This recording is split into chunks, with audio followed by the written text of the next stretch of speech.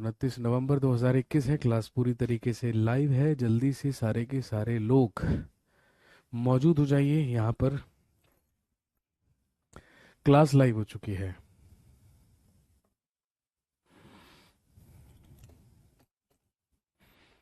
और जल्दी से मुझे याद दिलाइए लास्ट क्लास में हम लोग कहाँ तक पहुँचे थे।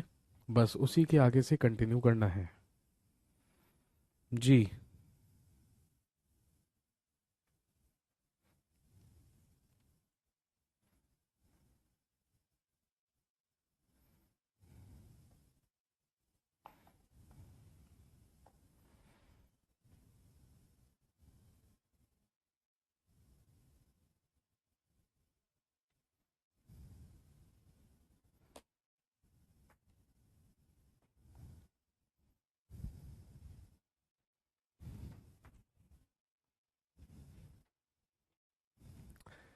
लास्ट कहाँ तक पढ़ लिया था हमने।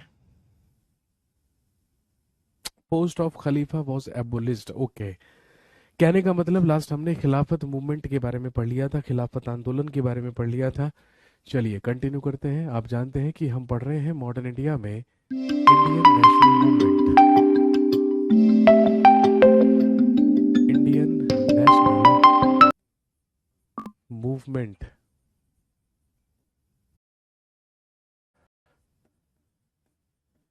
या भारतीय राष्ट्रीय आंदोलन। इंडियन नेशनल मूवमेंट या भारतीय राष्ट्रीय आंदोलन 1885 ईस्वी से लेके 1947 ईस्वी तक, इसी के बारे में हम बात कर रहे हैं। और इंडियन नेशनल मूवमेंट का थर्ड फेज हम पढ़ रहे थे, या तीसरा चरण हम पढ़ रहे थे, which is known as Gandhian era, जिसे कहा जाता है गांधीवादी युग।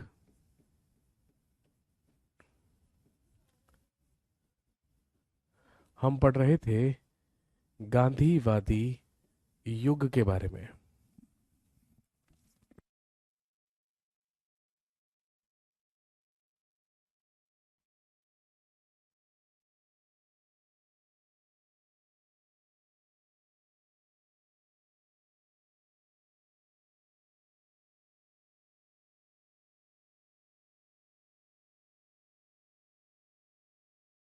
गांधीयन एरा या गांधीवादी युग 1919 से लेके 1942 तक का पीरियड।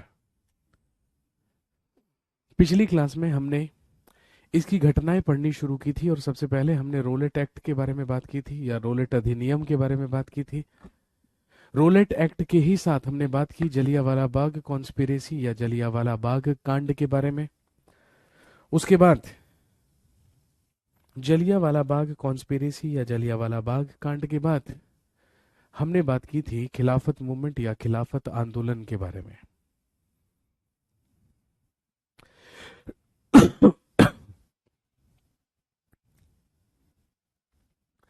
चलिए आगे बढ़ते हैं। नेक्स्ट हेडिंग डालिए, नागपुर सेशन ऑफ कांग्रेस।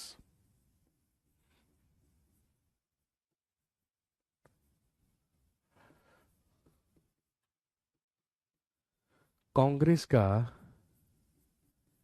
नागपुर अधिवेशन।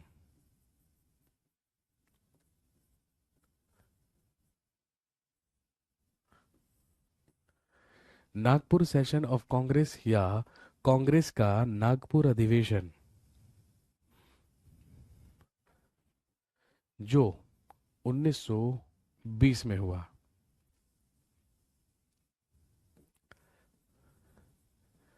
ध्यान रखेंगे 26 से 30 दिसंबर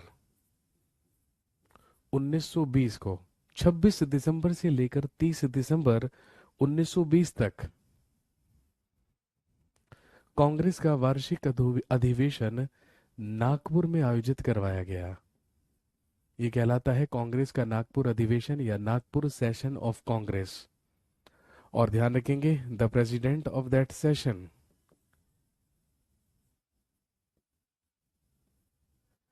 the president of that session या इस अधिवेशन की अध्यक्षता वी राघवाचारी के द्वारा की गई।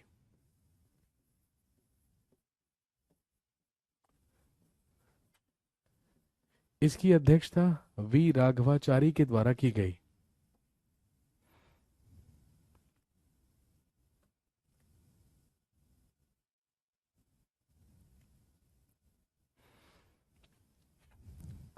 और इस अधिवेशन में सबसे मुख्य क्या क्या काम किए गए, तीन सबसे मुख्य काम इस अधिवेशन में किए गए। सबसे पहले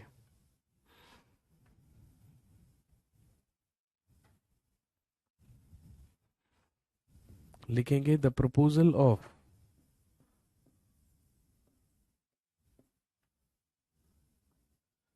सबसे पहले लिखेंगे the proposal of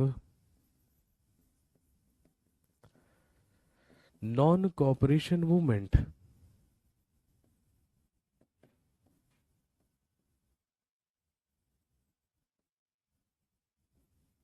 was declared. The proposal of non-cooperation movement was declared.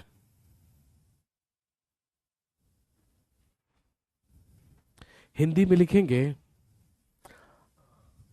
The proposal of non cooperation movement was declared.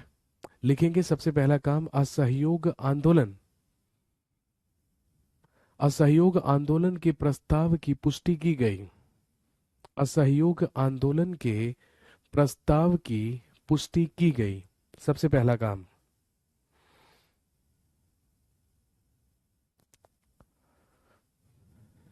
दूसरा काम the aim of Swaraj was proposed. The aim of Swaraj was proposed.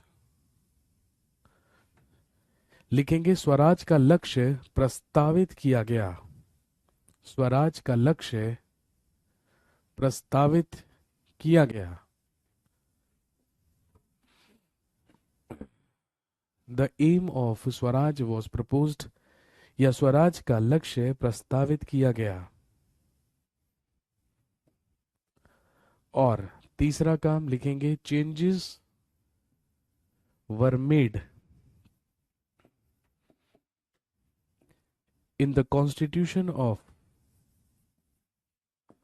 Congress. लिखेंगे कांग्रेस के संविधान में परिवर्तन किए गए। कांग्रेस के संविधान में परिवर्तन किए गए।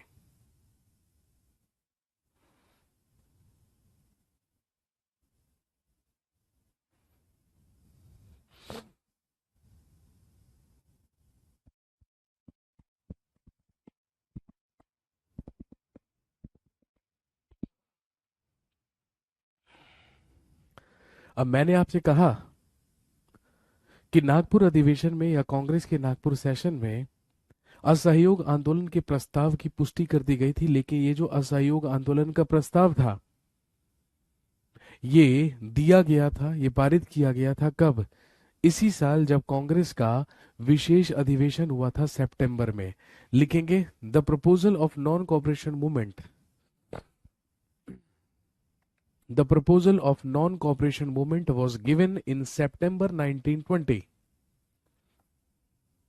The proposal of non-cooperation movement was given in September 1920 in a special session of Congress।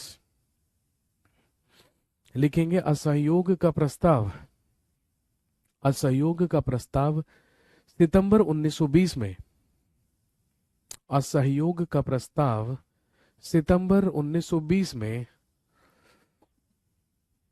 Congress के विशेष अधिवेशन में दिया गया था। कांग्रेस के विशेष अधिवेशन में दिया गया था।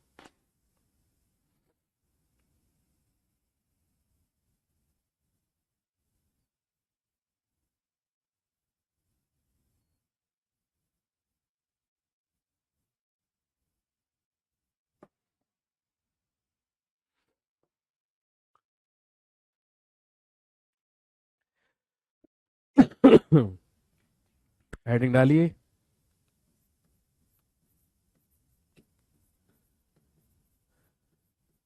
नॉन कॉपरेशन मूवमेंट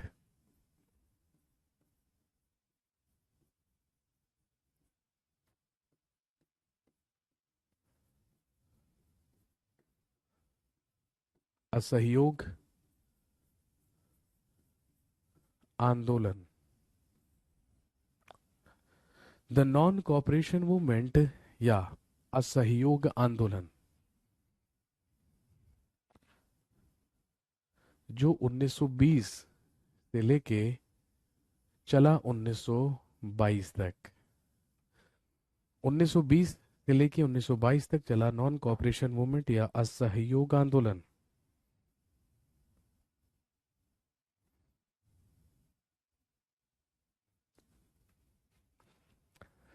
ध्यान रखेंगे ये शुरू हुआ 1 अगस्त 1920 को।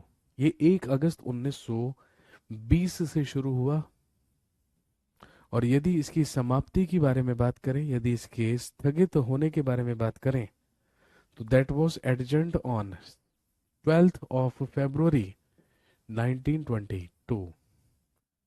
ये समाप्त हुआ या फिर ये स्थगित कर दिया गया 12 फरवरी 1922 को।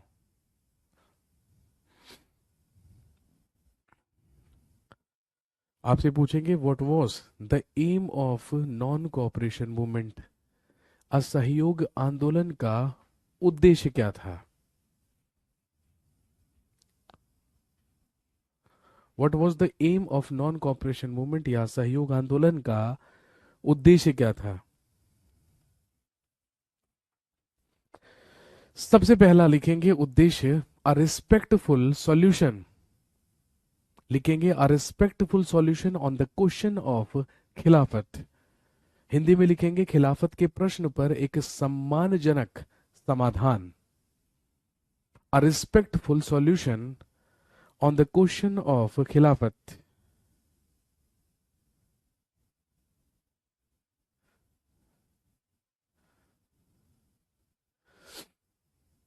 खिलाफत के प्रश्न पर एक सम्मानजनक समाधान।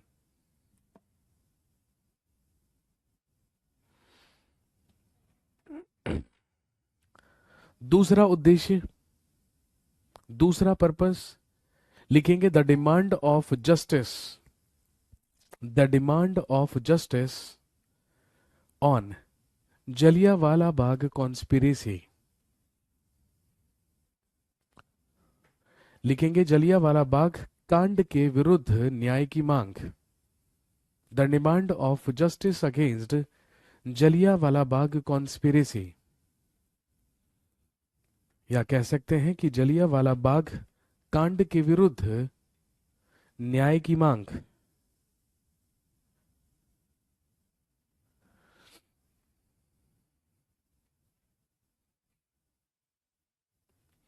और तीसरा एम, तीसरा उद्देश्य लिखेंगे to get the self rule या स्वराज की प्राप्ति। To get the self rule या स्वराज की प्राप्ति। इन तीन उद्देश्यों के साथ Gandhi ji started his non cooperation movement, Gandhi ji ने अपना असहयोग आंदोलन शुरू किया। इसके बाद इसका प्रस्ताव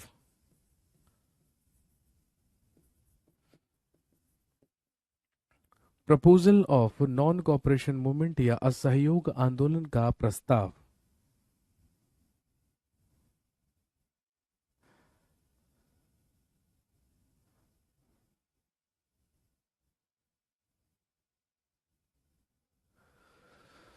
असहयोग आंदोलन का प्रस्ताव 4 सितंबर 1920 को दिया गया ड्यूरिंग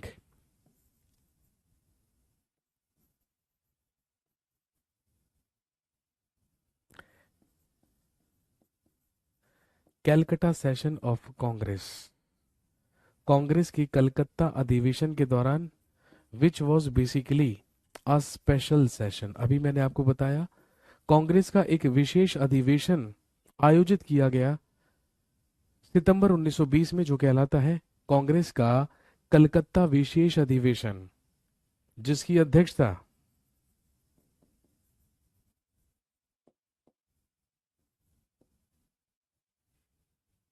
जिसकी अध्यक्षता की गई थी लाला लाजपत राय के द्वारा।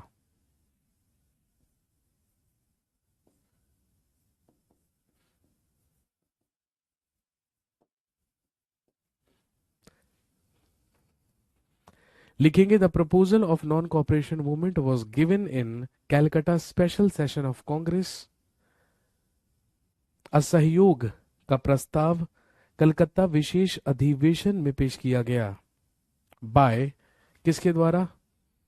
तो ध्यान रखेंगे असहयोग आंदोलन का प्रस्ताव चितरंजन दास, सी आर दास और लाला लाजपत राय के द्वारा ही पेश किया गया था।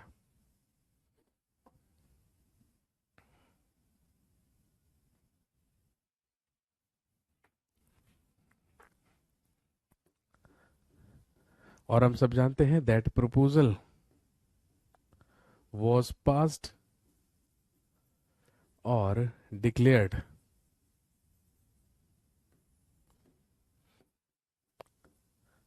in December 1920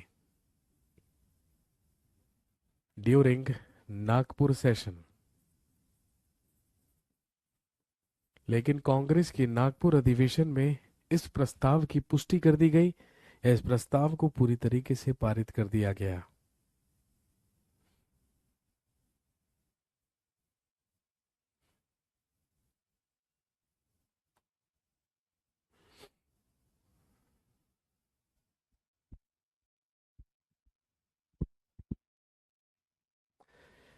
लेकिन कांग्रेस में कुछ ऐसे भी लीडर्स थे, कुछ ऐसे भी नेता थे जो असहयोग आंदोलन से पूरी तरीके से सहमत नहीं थे और जो नहीं चाहते थे असहयोग आंदोलन का सहारा लेना, जो नहीं चाहते थे नॉन कॉपरेशन मूवमेंट। लिखेंगे the leaders who gave resignation. लिखेंगे leaders who gave resignation against non cooperation movement.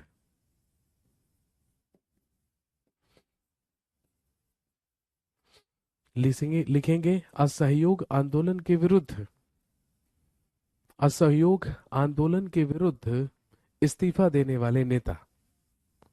असहयोग आंदोलन के विरुद्ध इस्तीफा देने वाले नेता। 3 इंपॉर्टेंट नाम याद रखेंगे। सबसे पहला नाम एनी बेसेंट, दूसरा मोहम्मद अली जिन्ना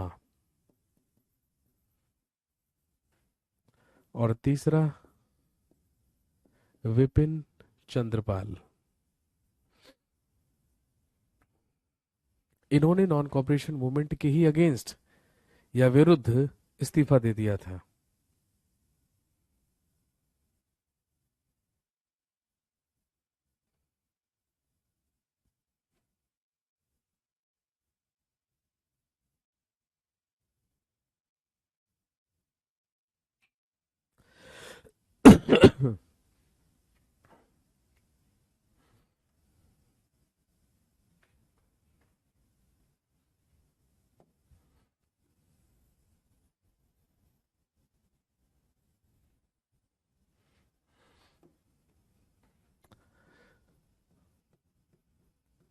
अब नॉन कॉपरेशन मूवमेंट के सकारात्मक कार्य या पॉजिटिव वर्क्स क्या क्या थे?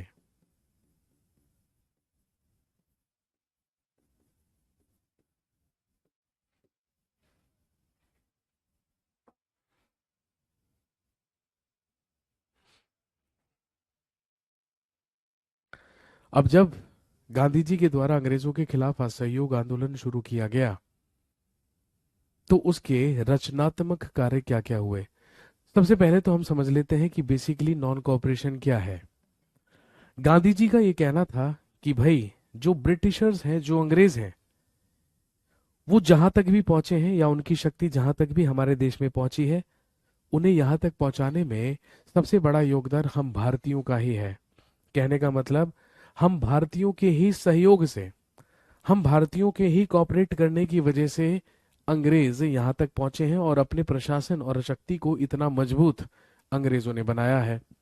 गांधी जी ने कहा कि अंग्रेज यहाँ पर आकर तभी सफल हुए जब भारतीयों ने ही उनका सहयोग किया, जब भारतीयों ने ही उनको कॉपरेट किया। अब गांधी जी का कहना था कि यदि हम अंग्रेजों को कॉपरेट ही करना छोड़ दें, यदि हम अंग्रेजों का सहयोग करना छोड़ दें, तो 1-1.5 साल के भीतर ही ब्रिटिश साम्राज्य जमीन से उखड़ जाएगा और इन्हें फिर अपने यहाँ पर पांव पसारने क्या हो जाएगा, इम्पॉसिबल हो जाएगा, बहुत मुश्किल हो जाएगा। इसीलिए he started his non cooperation movement. अब हमने कहा कि हमें अंग्रेजों का पूरी तरीके से क्या करना है, बहिष्कार करना है, उन्हें किसी भी तरीके से सहयोग नहीं देना है। विदेशी चीजों, विदेशी वस्तुओं, विदेशी सेवाओं का बहिष्कार कीजिए और प्रमोट कीजिए केवल और केवल स्वदेशी को। इससे बड़ा नॉन कॉपरेशन अंग्रेजों के लिए नहीं हो सकता। इसीलिए इस आंदोलन के तहत कुछ रचनात्मक, कुछ सकारात्मक कार्य क्या क्या हुए। सबसे पहला लिखेंगे establishment of national schools, establishment of national schools and establishment of national schools and panchayat systems. लिखेंगे राष्ट्रीय विद्यालय, राष्ट्रीय विद्यालय एवं पंचायती राज व्यवस्था का गठन। राष्ट्रीय स्कूलों या राष्ट्रीय विद्यालयों और पंचायती राज व्यवस्था या लिखेंगे पंचायती अदालतों का गठन। Establishment of national schools and panchayat court system.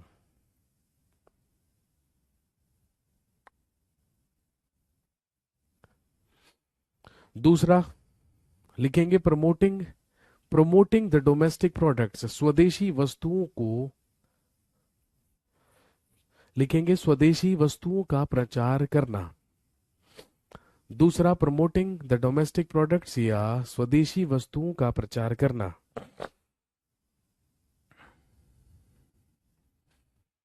तीसरा लिखेंगे to make charkha and khadi popular, charkha और खादी को लोकप्रिय बनाना।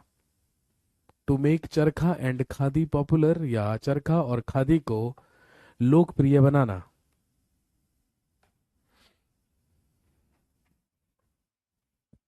नेक्स्ट लिखेंगे to maintain the unity of Hindus and Muslims, हिंदू और मुस्लिम एकता को कायम रखना। To maintain the unity of Hindus and Muslims, हिंदू और मुसलमानों की एकता को कायम रखना।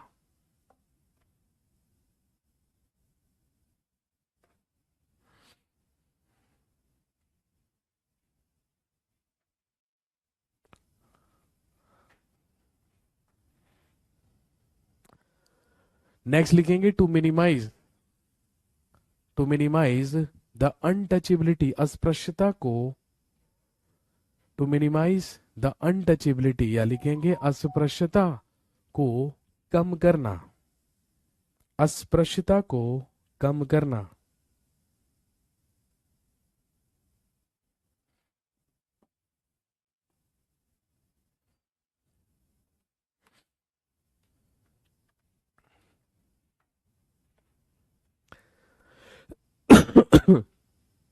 और लास्ट पॉइंट में लिखेंगे to maintain a fund of ₹1 crore, 1 crore रुपए का एक कोष तैयार करना। To maintain a fund of ₹1 crore which will be known as Tilak fund, जिसे क्या कहा जाएगा, जिसे तिलक फंड या तिलक कोष कहा जाएगा। और असहयोग आंदोलन के सुधारों के लिए ही इस धनराशि को खर्च किया जाएगा। इस कोष को तिलक कोष इसलिए नाम दिया गया था क्योंकि बाल गंगाधर तिलक की मृत्यु उसी दिन हुई थी जिस दिन शुरू हुआ था असहयोग आंदोलन, यानी कि 1 अगस्त 1920।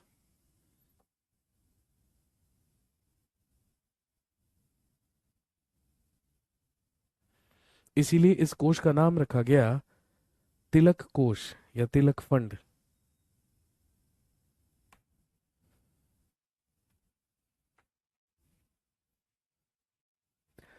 ये तो सारे के सारे असहयोग आंदोलन के द्वारा किए जाने वाले रचनात्मक कार्य थे, लेकिन कुछ नकारात्मक कार्य भी थे जो हम अंग्रेजों के खिलाफ कर रहे थे।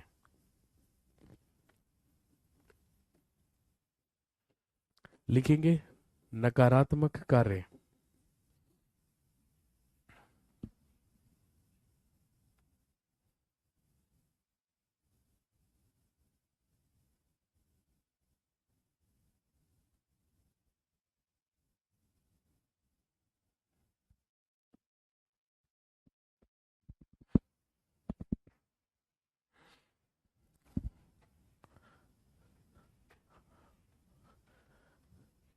सबसे पहला लिखेंगे boycotting.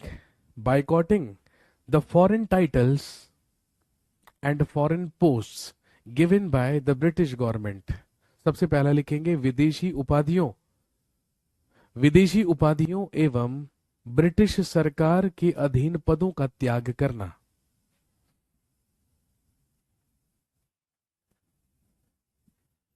Boycotting the foreign titles and foreign posts given by the British government. British सरकार के द्वारा दी जाने वाली उपाधियों एवं पदों का बहिष्कार करना या त्याग करना।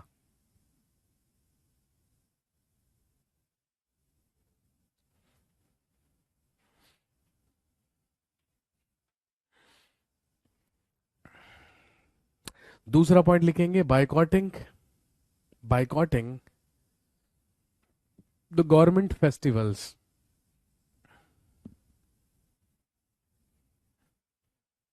सरकार द्वारा आयोजित त्योहारों का बहिष्कार करना। सरकार द्वारा आयोजित त्योहारों का बहिष्कार करना।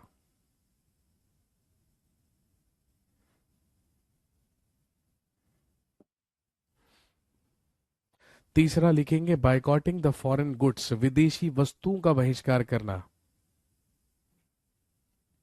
बाइकॉटिंग द फॉरेन गुड्स, विदेशी वस्तुओं का बहिष्कार करना।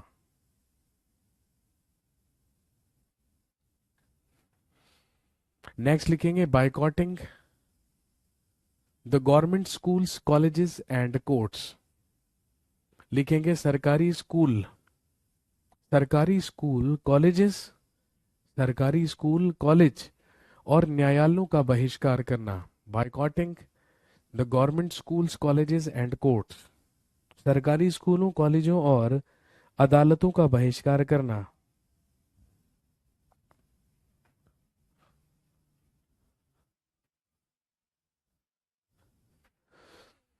नेक्स्ट लिखेंगे boycotting, boycotting the elections, boycotting the elections held by the British government. British सरकार द्वारा आयोजित, ब्रिटिश सरकार द्वारा आयोजित चुनावों का बहिष्कार करना। Boycotting the elections held by the British government. British सरकार द्वारा आयोजित चुनावों या निर्वाचनों का बहिष्कार करना।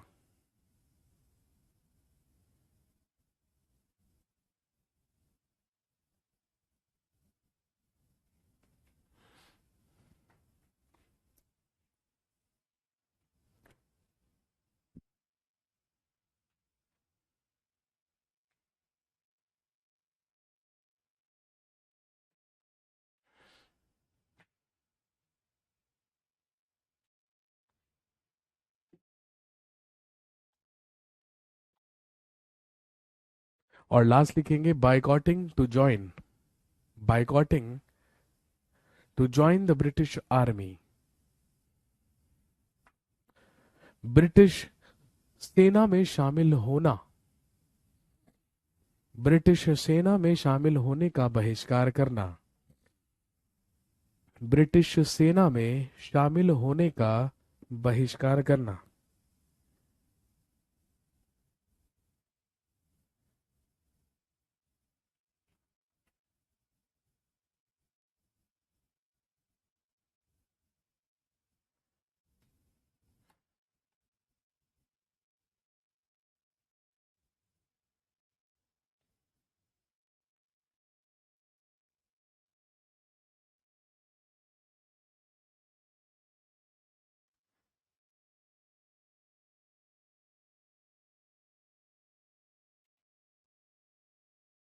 असहयोग आंदोलन पूरी तरीके से सफल हो रहा था, पूरी तरीके से पॉजिटिवली आगे बढ़ रहा था और ज्यादा से ज्यादा लोग असहयोग आंदोलन से जुड़ रहे थे और ये सक्सेसफुल होता हुआ नजर आ रहा था, क्योंकि कहीं ना कहीं ब्रिटिश सरकार को अच्छा खासा फर्क पड़ चुका था इन सब चीजों से।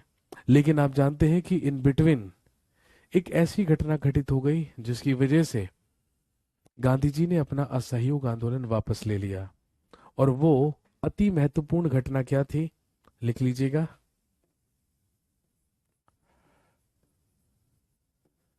चौरी चौरा कॉन्स्पिरेसी।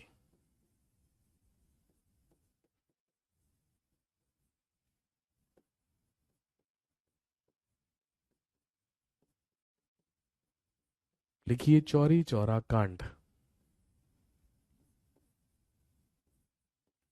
जो हुआ 1922 में।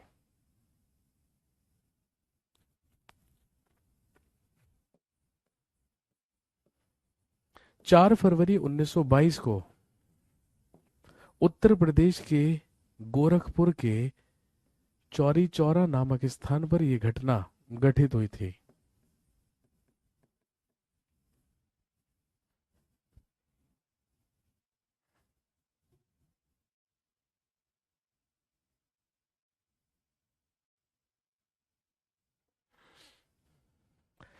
4 फरवरी 1922 को भाई आप जानते हैं कि पूरे के पूरे देश में असहयोग आंदोलन सक्रिय हो चुका था, एक्टिव हो चुका था।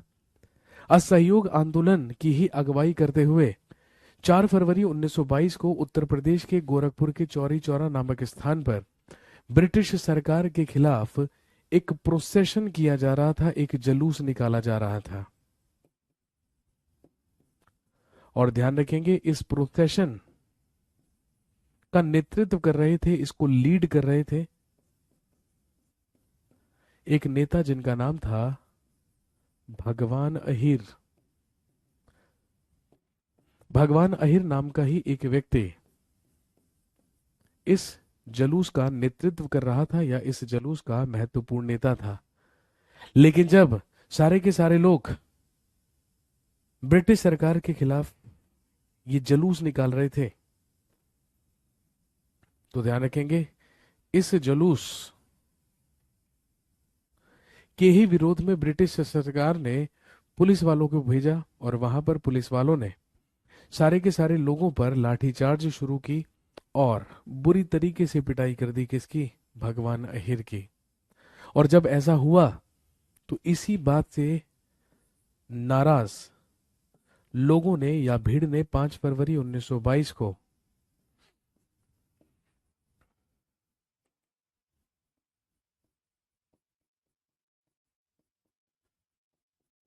चौरी चौरा पुलिस चौकी में आग लगा दी।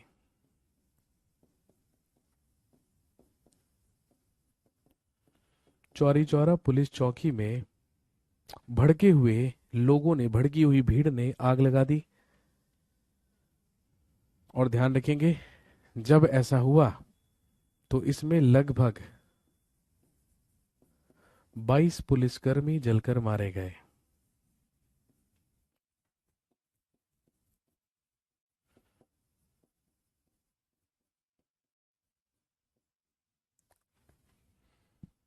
यही घटना, यही हिंसात्मक घटना इतिहास में चौरी चौरा कांड या चौरी चौरा कॉन्स्पिरेसी के नाम से जानी जाती है। और आप जानते हैं कि जब ये घटना घटित हुई तो इसके तहत असंख्य लोगों को बंदी बना लिया गया, असंख्य लोगों पर चार्जेस लगाए गए, केस चलाया गया। और ध्यान रखेंगे इसी कॉन्स्पिरेसी के तहत 170 लोगों को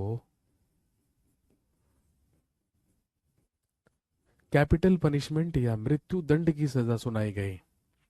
लेकिन इनकी वकालत कर रहे थे पंडित मदन मोहन मालवीय।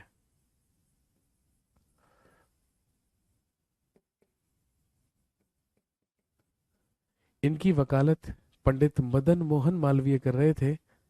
और ध्यान रखेंगे अपनी दलीलों से पंडित मदन मोहन मालवीय ने 170 लोगों में से 151 लोगों की फांसी रद्द करवा दी थी।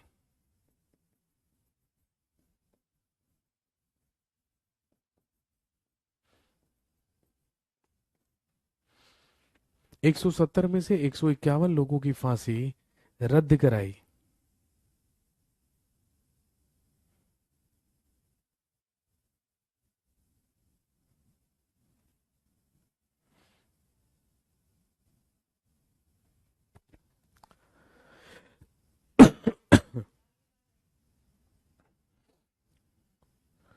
लेकिन इस घटना से बेहद दुखी हुए गांधी जी, भाई, क्योंकि गांधी जी तो अपने सारे के सारे आंदोलन अहिंसा से ही किया करते थे। इसी वजह से दुखी होकर लिखेंगे, ऑन 12 Feb 1922, 12 फरवरी 1922 को, in a meeting of Congress, Congress की एक कार्यकारिणी बैठक में, लिखेंगे ऑन 12 February 1922, 12 फरवरी 1922 को, कांग्रेस की एक कार्यकारिणी बैठक में, लिखेंगे, Gandhi ji took back his non cooperation movement, Gandhi ji ने अपना असहयोग आंदोलन वापस ले लिया। Gandhi ji took back his non cooperation movement, Gandhi ji ने अपना असहयोग आंदोलन वापस लिया।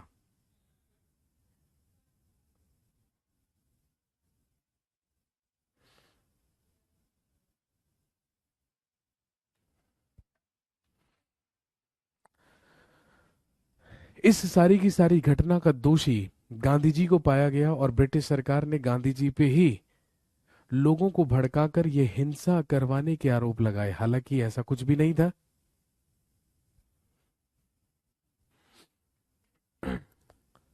लिखेंगे इसके बाद, लिखिए, आफ्टर दैट ऑन 10 मार्च 1922, 10 मार्च 1922 को गांधी जी वॉज अरेस्टेड, गांधी जी को गिरफ्तार कर लिया गया। ये भारत में गांधी जी की दूसरी गिरफ्तारी थी।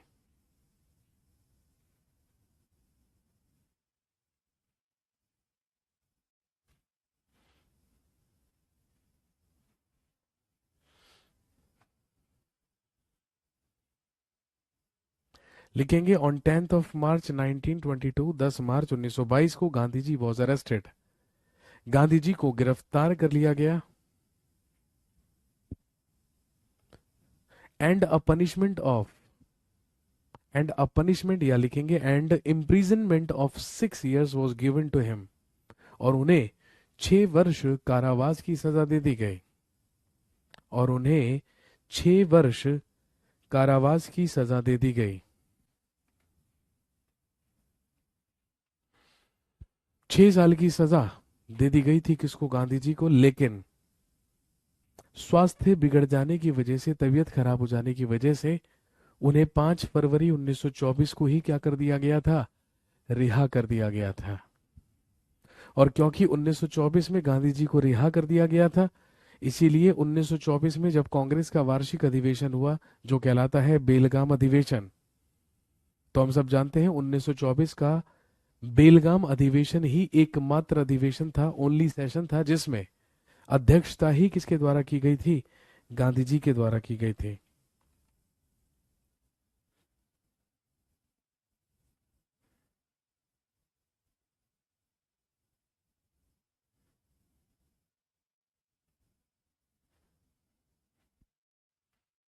Next,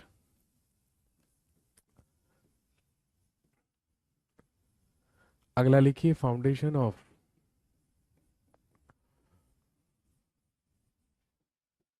Swaraj party.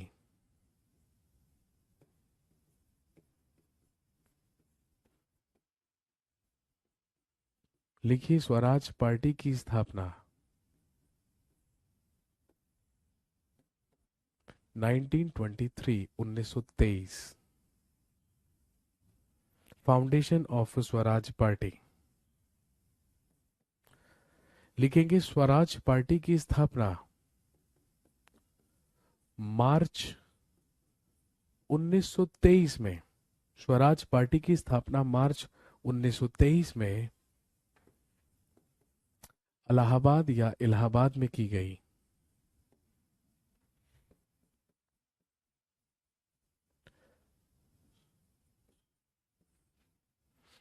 The founders of Swaraj party.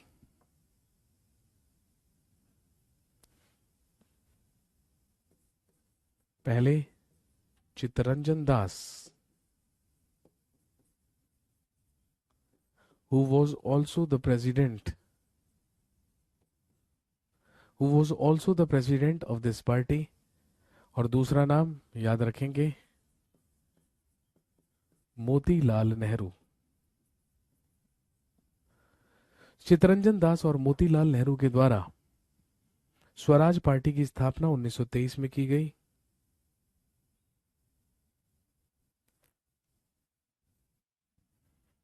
और जिसमें इनके सपोर्टर्स या समर्थक थे, लिखेंगे सबसे पहला नाम विट्ठल भाई पटेल, जिसमें इनका समर्थन कर रहे थे विट्ठल भाई पटेल। दूसरा नाम ध्यान रखेंगे हकीम अजमल खान।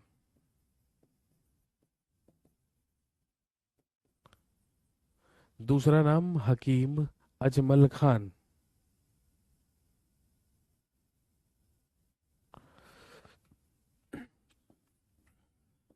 नेक्स्ट, श्रीनिवास आयंगर,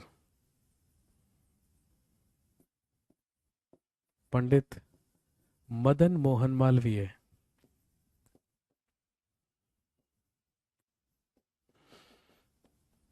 श्रीनिवास आयंगर, पंडित मदन मोहन मालवीय।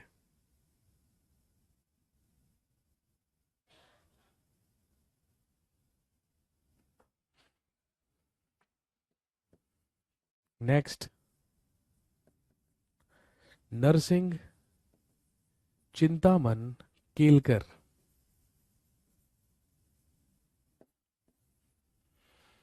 अगला नाम है नरसिंह चिंतामन केलकर। और एक नाम याद रखेंगे, M.R. Jayakar.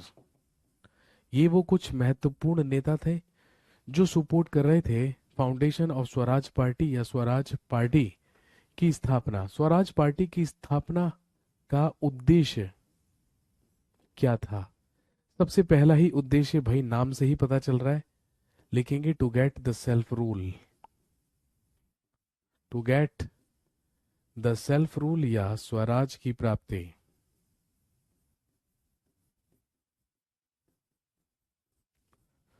To get the self rule या स्वराज की प्राप्ति।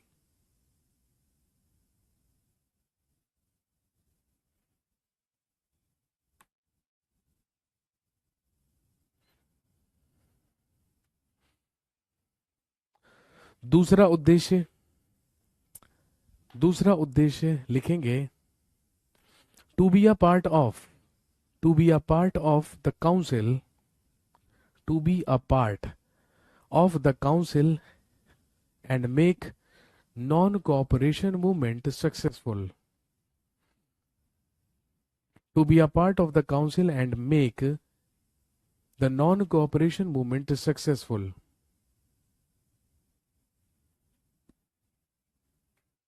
हिंदी में लिखेंगे परिषद में शामिल होना। परिषद में शामिल होना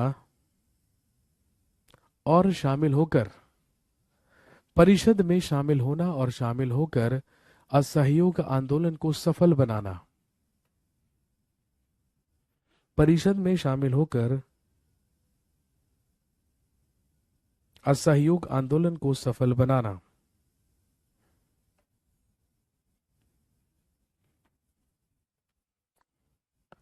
और तीसरा उद्देश्य लिखेंगे to protest the policies of the government,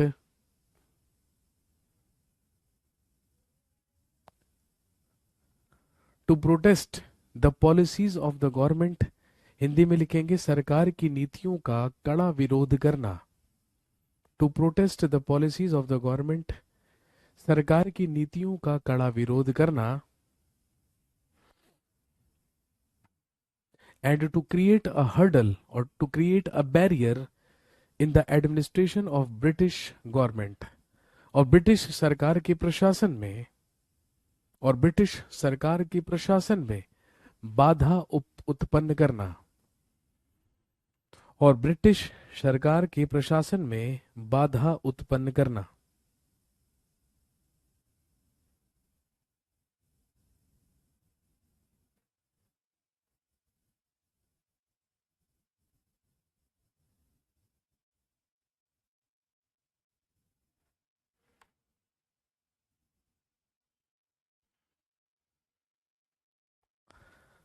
लिखेंगे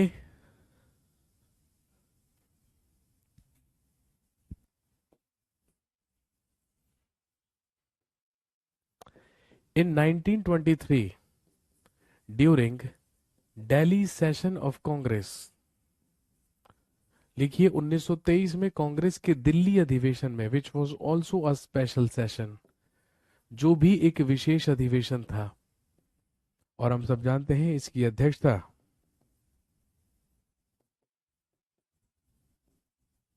मौलाना अबुल कलाम आजाद के द्वारा की गई थी।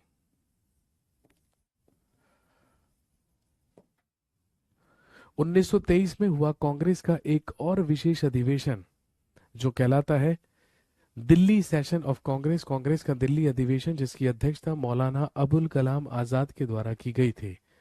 लिखेंगे इन दैट सेशन, लिखेंगे in that session recognition was given to the Swaraj party by Congress. इसी अधिवेशन में कांग्रेस के द्वारा स्वराज पार्टी को मान्यता प्रदान कर दी गई।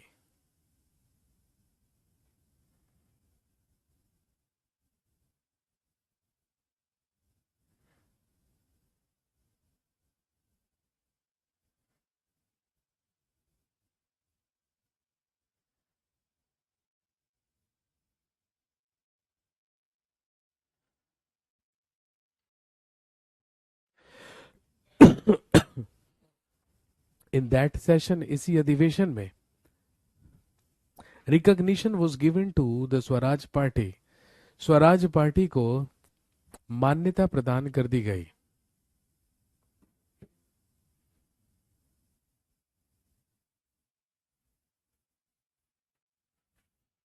इसके बाद लिखेंगे इन नवंबर 1923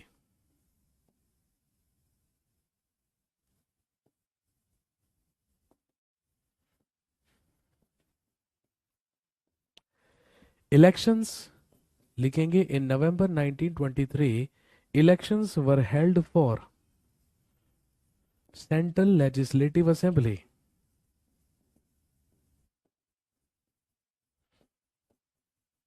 एंड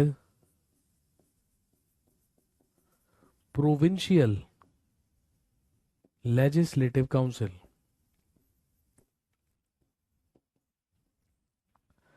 लिखेंगे नवंबर 1923 में, नवंबर 1923 में केंद्रीय विधानसभा, नवंबर 1923 में केंद्रीय विधानसभा और प्रांतीय विधान परिषद के चुनाव संपन्न हुए।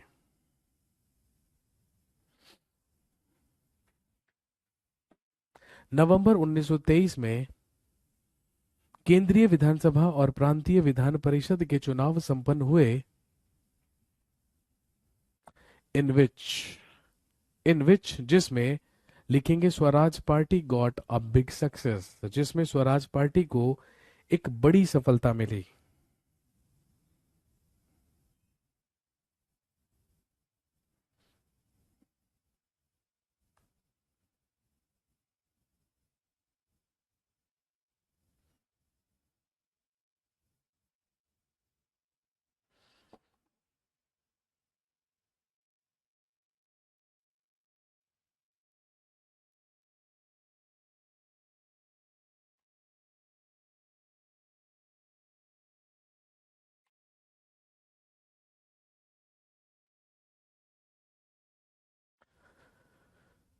इन those elections a big success और Swaraj party got a big success, Swaraj party को एक बड़ी सफलता मिली।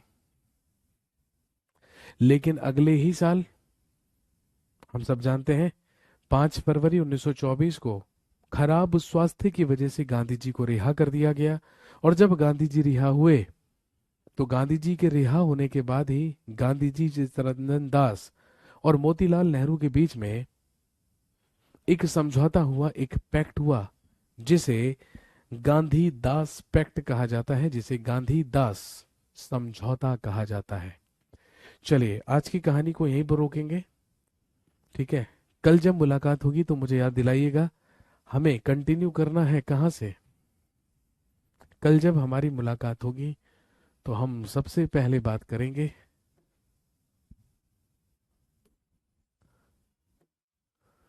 1924 के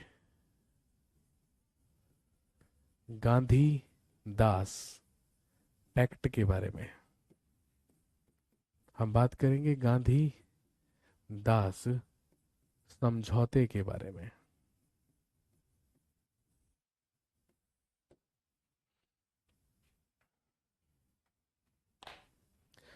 चलिए आज के लिए इतना ही, कल मिलते हैं और कहानी को यहीं से आगे बढ़ाएंगे। Thank you very much, have a nice day.